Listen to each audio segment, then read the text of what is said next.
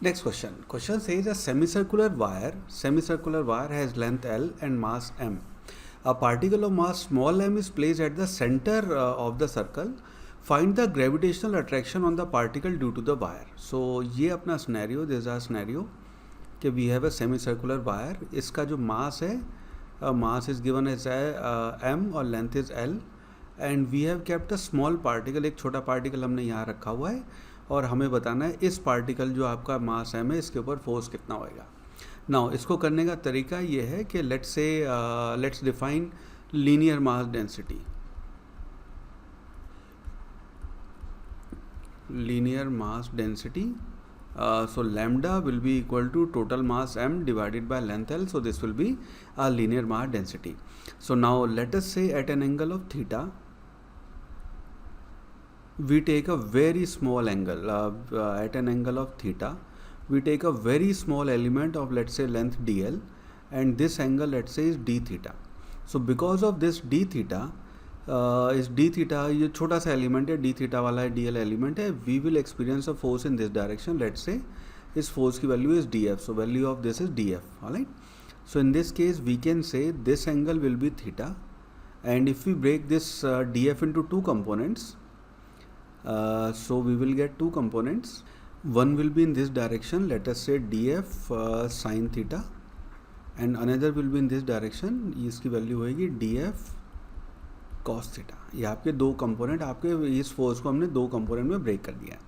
Now first calculate करते हैं what is the value of df, उसके बाद हम इंटीग्रेट करेंगे इसको पूरा 0 से पाई एंगल पे. ऑलराइट, d थीटा जो है यहाँ से 0 से पाई एंगल तक, so we will integrate from here to this 0 to pi. Alright, so df जो आएगी वैल्यू, छोटा सा जो एलिमेंट है उसकी वजह से आपका फोर्स आएगा, that will be equal to g dm multiplied by, एक काम करते हैं इसको लिखते हैं gm, इसका जो मास है आपका m मल्टीप्लाइड बाय dm, जो छोटा सा मास इसका होएगा, small mass this, divided by r square, where r is the radius. Alright, so ये आपकी वैल्यू हो जाएगी. नाउ यहाँ पे we need to establish couple of more things. So mass of this small element dm, that will be equal to lambda multiplied by r d theta. Lambda is the mass density और r d theta इसकी length होगी. So as we know arc is equal to radius multiplied by angle. So ये हमने छोटी classes में पढ़ा हुआ है कि arc जो है उसको हमेशा कहते हैं r multiplied by angle. So ये आपका लेंथ हो गया dl और ये आपका lambda आपकी डेंसिटी हो गई. अनदर थिंग, लैम्डा और आर के बीच में रिलेशन अगर एस्टेब्लिश करना हो तो we can say L length will be equal to pi R. So we are gonna use this later on. तो लेट्स कॉल दिस इक्वेशन 1, इसको हम क्या रहते हैं इक्वेशन 2, ये आपकी इक्वेशन 3 हो गई. इस डी एम की वैल्यू अगर हम यहाँ पे यूज़ करें, if use this D M in this equation, so we can say G M multiplied by lambda R D theta divided by R square. ये आपकी वैल्यू हो जाएगी df की. नाउ df जो है उसके अगर हम दो कंपोनेंट लें, सो इसके दो कंपोनेंट आ जाएंगे df sin theta and df cos theta. Now if we integrate both of them, so let's say we are saying एक कंपोनेंट है जिसको हम कह लेते हैं, लेट्स से इस कंपोनेंट को, क्योंकि ये इस डायरेक्शन में, so let's call this component as F Y, and let's say this component is in X direction.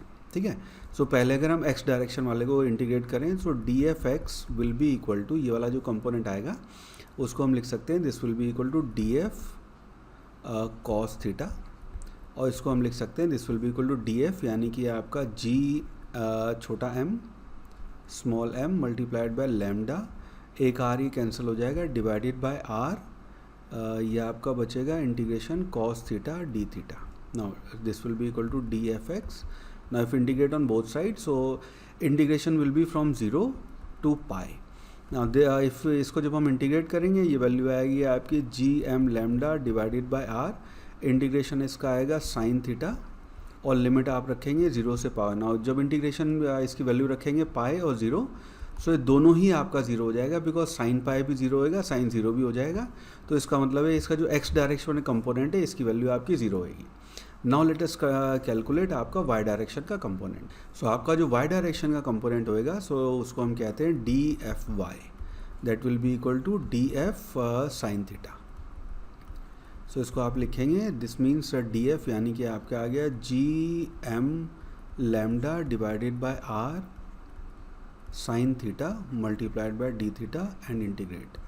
So dfy again integration इसको हम करेंगे 0 to पाई और इसकी जो वैल्यू आएगी, so that means F Y direction में जो वैल्यू आएगी that will be equal to G M lambda divided by are.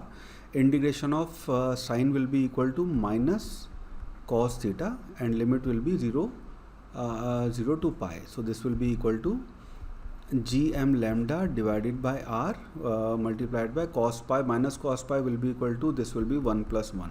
Right.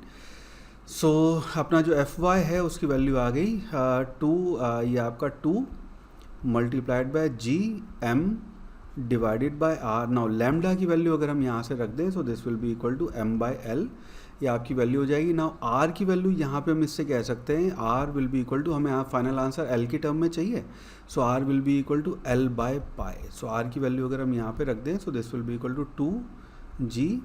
अच्छा, ये आपका m जो है, एक m कैपिटल M है, एक स्मॉल m है. सो ये आपका m एक ये मिस्टेक हो गई. This should be small m.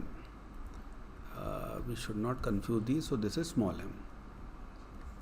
So this is small m, this is capital M. So this is G m multiplied by capital M. r को हमने लिखा l by pi multiplied by l. So जो final answer है वो हो गया आपका 2g capital M small m divided by, अच्छा पाई ऊपर चला जाएगा, so this will be 2 pi divided by l square. So this will be our final answer. ठीक है, आई होप ये चीज़ आपको समझ में आई. So this will be final answer कि यहाँ पे उसका जो नेट फोर्स होएगा उसकी वैल्यू होएगी. ठीक है.